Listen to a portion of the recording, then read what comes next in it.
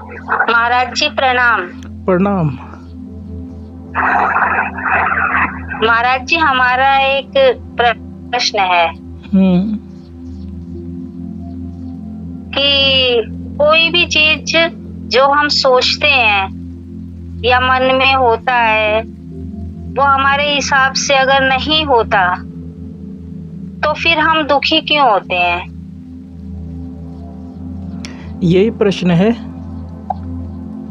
जी। हमारी जो व्यक्तिक सत्ता है, व्यक्ति भाव है, जी। वो टिका हुआ है विरोध के ऊपर। जी। विरोध किस चीज का? जो भी परिस्थिति हमारे सामने आ रही है जीवन में, उसको पूर्ण स्वीकार ना करके उसका विरोध करना। विरोध करने से ही ये टिका रह सकता है। व्यक्ति भाव से अर्थ ये है कि मैं यह शरीर हूँ और समग्र सृष्टि से पृथक मेरी एक सत्ता है, स्वतंत्र सत्ता है। मुझे कोई फ़र्क नहीं पड़ता कि प्रकृति में जो घटनाएं घट रही हैं वो स्वतंत्र रूप से घट रही हैं और मेरा जीवन उससे पृथक है, स्वतंत्र है। ये व्यक्ति समझता है कि देह के भीतर मैं हूँ और देह में हूँ। इसकी ये धारणा टिकी ही तब रहती है, टिकी ही तब रह सकती है जब ये जो भी कुछ इसको मिले उसका ये विरोध करता है। तो यदि ये स्वीकार कर ले तो ये रहेगा नहीं।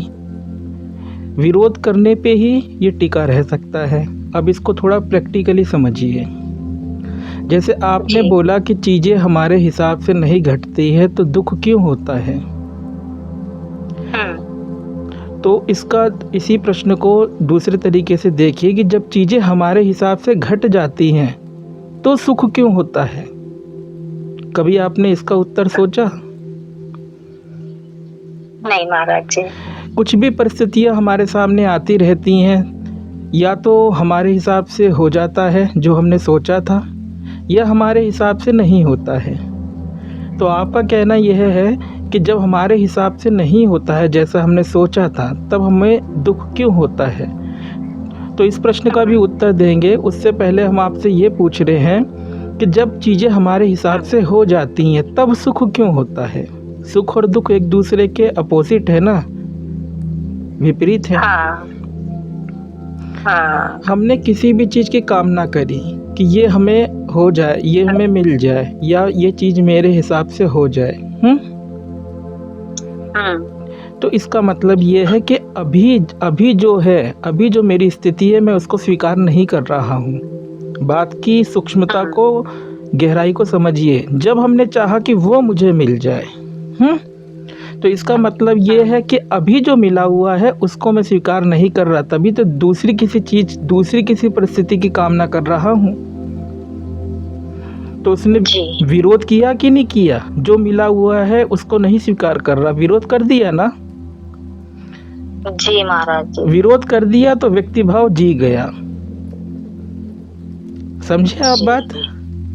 अब महाराज जी। हाँ, अब इसने हिसाब लगा लिया है कि अमुक अमुक परिस्थिति हो जाए, अमुक अमुक चीज मेरे अनुसार घट जाए तो मैं सुखी हो जाऊंगा। इसी बात के अंदर ही इसने विरोध कर दिया। जो परिस्थिति मिली हुई है, चाहे प्रकृति के द्वारा या ईश्वर के द्वारा, जो ये माने उसको ये स्वीकार नहीं कर रहा है।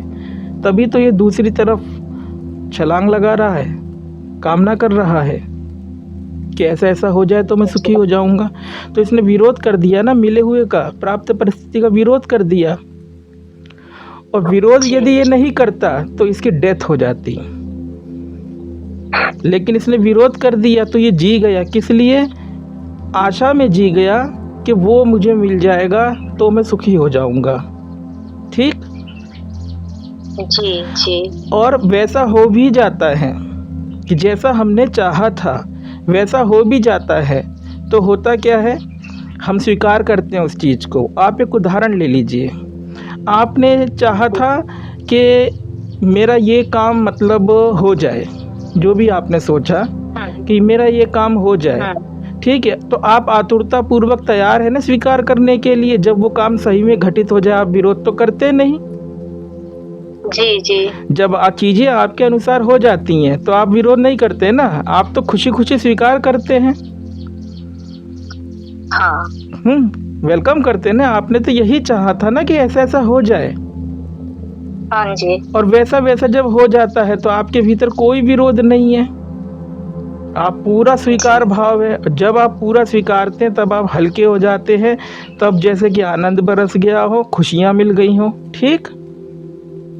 जी तो जब विरोध खत्म होता है वो चीज आपको सही में मिल जाती है, विरोध आपका खत्म हो गया, अविरोध आपके भीतर पनप गया, समर्पण भाव पनप गया, आपने जिस चीज को चाहा था उसको आप कबूल रहे हैं, पूर्ण पूर्ण स्वीकार्यता आपके भीतर आ गई, तब थोड़ी देर के लिए ये व्यक्ति भाव डिसॉल्व हो जाता है, विसर्जित हो जाता है, खत्म हो जाता है।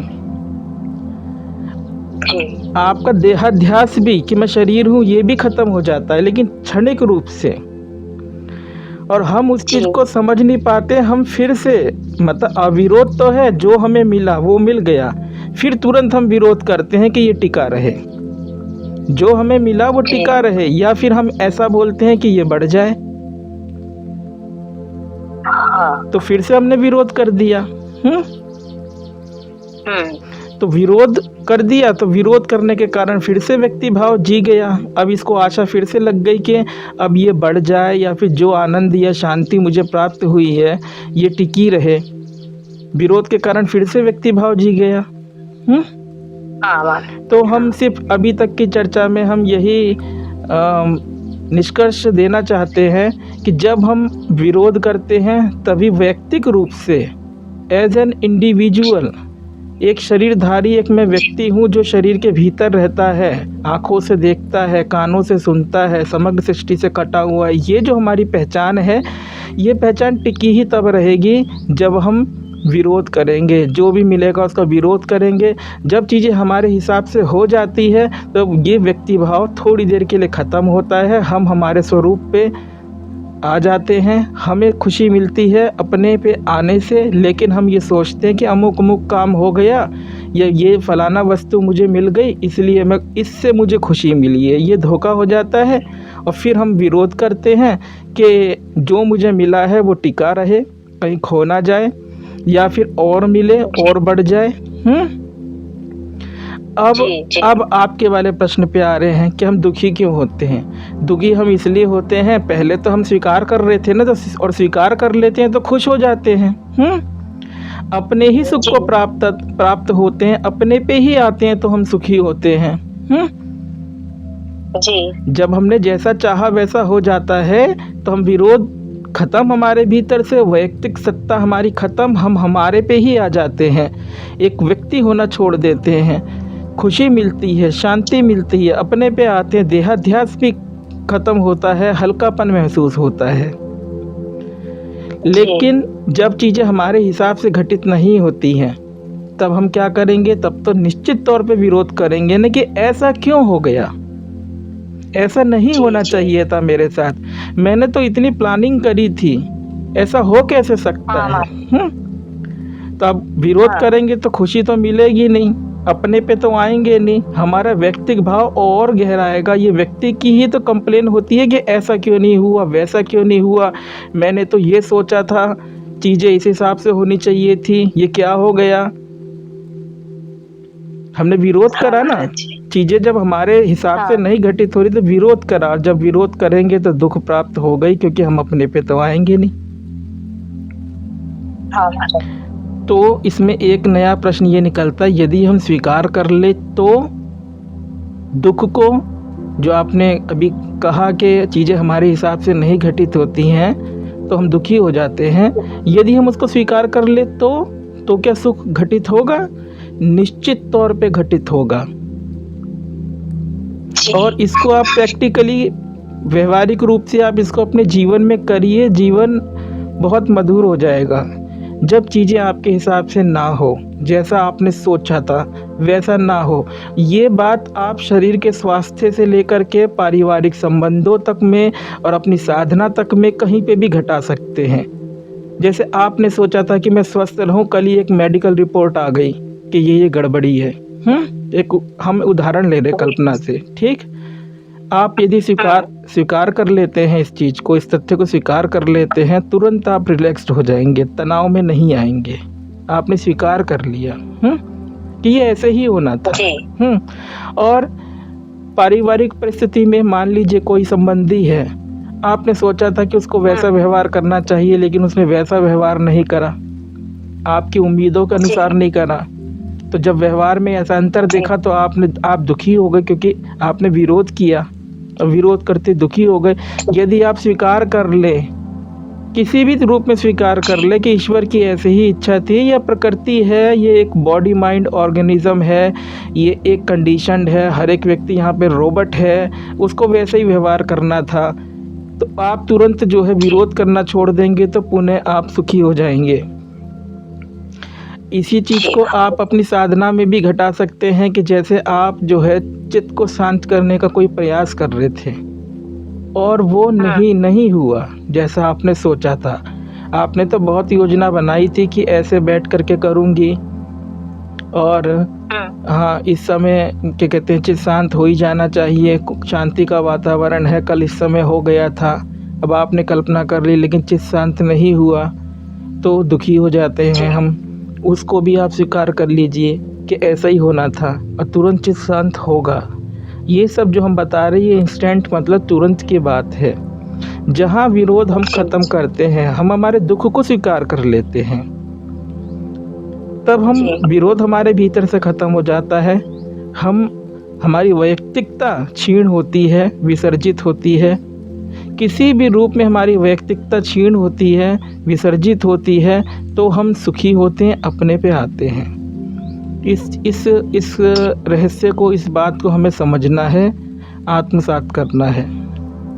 और जब हमारे हिसाब से चीज़ें हो जाती हैं तो क्षणिक खुशी मिलती है, लेकिन पुनः हम उस मिली हुई चीज़ को हम बढ़ाना चाहते हैं या टिकाए रखना चाहते हैं, फिर से ये हमारा व्यक्ति भाव उत्पन्न हो जाता है। जी। ये समझ में आ रही हैं आपको सब बातें? हाँ महाराज जी, बिल्कुल। अब एक तीसरी परिस्थिति की चर्चा करते हैं। जब न सुख है न दुख है, जब कुछ है ही नहीं, तब फिर क्या होता है? हम बोर होते हैं। बोर शब्द जानते हैं? बोर महसूस कर रहा हूँ, ऊब रहा हूँ। तो ये जो ऊबन होती है, ये ऊबन जो है, जिससे परेशान होते हैं लोग, फिर मोबाइल तलाशने लग जाते हैं, टीवी देखते हैं, दोस्तों को फ़ोन करते हैं। ऊबना से जो लोग घबराते हैं, उच्चाटन जो लोगों का होता है, ये आखिर में क्या है? ये परिस्थिति ऐसी है, तब ना कुछ ऐसा है जो आपको सुखी कर रहा है, तब ना कुछ ऐसा है जो आपको दुखी कर रहा है। तो जब सुखी और दुखी दोनों चीज़ों से आप परे हैं, तो ये ऊबन आखिर में क्या है? आपको आश्चर्य होगा इस चीज़ को जान करके। ये बहुत सुंदर मौका है ध्यान का, अपने पे होने का। नैसर्गिक रूप से, प्राकृतिक रूप से आपको मौका मिल रहा है, या सोच लीजिए कि प्राकृतिक व्यवस्था मिल रही है कि आप अपने पे आ जाइए, लेकिन हम उसका भी विरोध कर देते हैं। हम तुरंत कुछ ढूंढने लग जाते हैं, हम उसका भी विरोध करेंगे। बोर होने का भी हम विरोध करेंगे कि ये भी हमें नहीं चाहिए। हम हमेशा सुख या दुख किसी एक पाले के अंदर जा कर के फिर से फंस जाते हैं। देखिए, आपको गीता का एक श्लोक बताते हैं। अभी ये जो हमने ऊबन के बारे में बताया, इसको आप समझ पाए? हाँ महाराज जी। जब जीवन के अंदर जब न सुख है न दुख है, तब आप बोर होते हैं। तो ये जो बोर, ये सबका अनुभव है। बस ये इस चीज़ को हमें जो है उपयोग कर लेना है अपनी साधना के लिए। कैसे उपयोग कर लेना है? बस आप उसको स्वीकार कर लीजिए पूरी तरीके से। मत ढूंढिए कोई और चीज़ जो आपको सुख दे अथवा दुख दे। स्वाभाविक रूप से आप अपने पे आ रहे हैं। इस समय चेतना जो है कोई दूसरे विषय को तलाश नहीं कर रही है, क्योंकि यदि विषय मिल गया होता तो बोर नहीं होती। हमेशा कुछ ना कुछ, मन का स्वभाव क्या है, इसको हमेशा एंटरटेनमेंट चाहिए। एंटरटेनमेंट मतलब एक तरीके का मनोरंजन चाहिए, चाहे सुख या दुख, कुछ ना कुछ ये लेकर के बैठा रहेगा, क्योंकि तभी ये मन, ये व्यक्ति भाव, ये जीवित रहेगा। इसको अपने होने के लिए कोई दूसरा चाहिए। सुख मिल जाएगा तो फिर विरोध करके फिर ये जीवित रहना चाहेगा। दुख मिल जाएगा तो दुख का विरोध करके ये जीवित रहना चाहेगा। कभी कभी जीवन में ऐसा आता है कि ना सुख होता है ना दुख होता है, आप बोर होते हैं, ऊबते हैं। उस ऊबन के अंदर आप इसको भी इस्तेमाल कर सकते हैं साधना के लिए कि स्वाभाविक रूप से जब आपके पास में सुख या दुख नहीं है, उस समय ये व्यक्ति बहुत तिलमिला रहा है, छटपटा रहा है, क्योंकि ये अपने से ख़त्म हो रहा है। इसको चाहिए कुछ चीज़, चाहे सुख दे दो चाहे दुख दे दो, कुछ इसको चाहिए, क्योंकि इसको टिके रहने के लिए कुछ चाहिए, सुख अथवा दुख जिसका ये विरोध करे, यही इसकी सत्ता है। जी। बोर होने के समय पे जब हम ऊबते हैं, उस समय स्वाभाविक रूप से ख़त्म हो रहा होता है। यदि इस प्रक्रिया को हम अपने से ही होने दें और इसको हम अपने होनेपन जिसको हम बताते हैं उस पे आकर के स्वाभाविक रूप से रहें, इसको स्वीकार कर लें, तो ये सुंदर ध्यान के अंदर परिणित हो जाएगा। श्री कृष्ण गीता में एक जगह कहते हैं अर्जुन से, दूसरे अध्याय में, सुख दुखे समय कृत्वा लाभो लाभो जया जयो ततो युद्धाय युज्यस्व नैवं पापम वापस्यसि, कि जय पराजय लाभ हानि सुख दुख को समान समझकर उसके बाद युद्ध के लिए तैयार हो जा। इस प्रकार युद्ध करने से तू पाप को नहीं प्राप्त होगा। इस श्लोक में एक बड़ी सुंदर बात कह दी कि सुख दुखे समय कृत्वा, कि सुख और दुख दोनों को समान कर दे। यदि दोनों को समान करके फिर तो युद्ध करेगा तो पाप मतलब पतन को प्राप्त नहीं होगा। क्यों प्राप्त नहीं होगा? यदि आप सुख और दुख दोनों को आप समान करेंगे, मतलब सुख आया तो उसको भी स्वीकार कर लिया, यही व्यवस्था थी, ये ऐसा ही होना था। दुख आया उसको भी स्वीकार कर लिया, दोनों में ही आपने विरोध नहीं किया। और जब आपने विरोध नहीं किया तो वैयक्तिक सत्ता से निर्वैयक्तिक जो आपकी सत्ता है, जो आपका होना है या जिसको आत्मा बोला जाता है, जो शुद्ध चैतन्य है या शुद्ध में है, उसकी तरफ आपने गमन किया कि नहीं किया?